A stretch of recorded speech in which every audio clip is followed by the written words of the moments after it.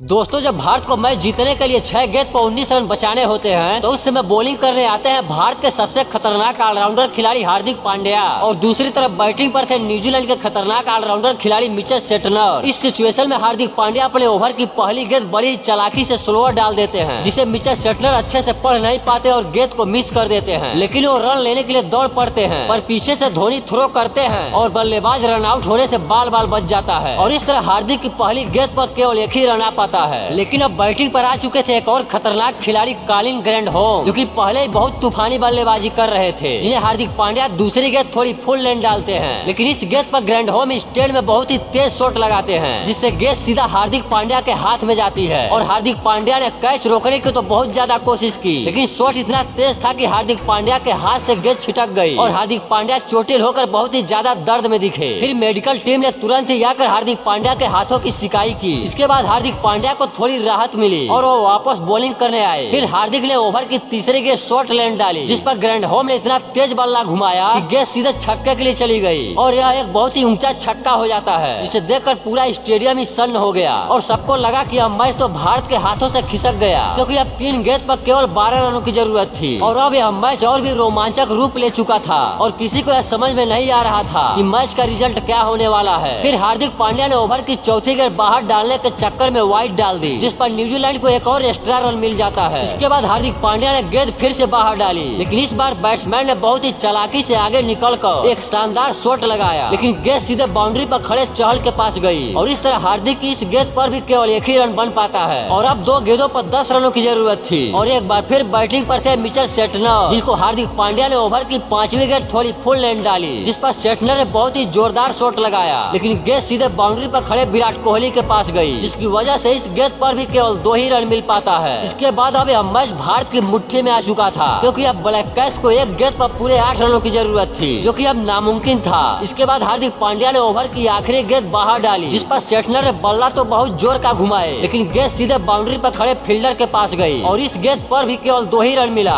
इस तरह हार्दिक पांड्या की शानदार गेंदबाजी की वजह से भारत यह मैच 6 विकेट से जीत गया। अगर आप भी हार्दिक पांड्या को भारत का सबसे खतरनाक ऑलराउंडर खिलाड़ी मानते हैं तो वीडियो को लाइक और एक प्यारा सा कमेंट जरूर करें।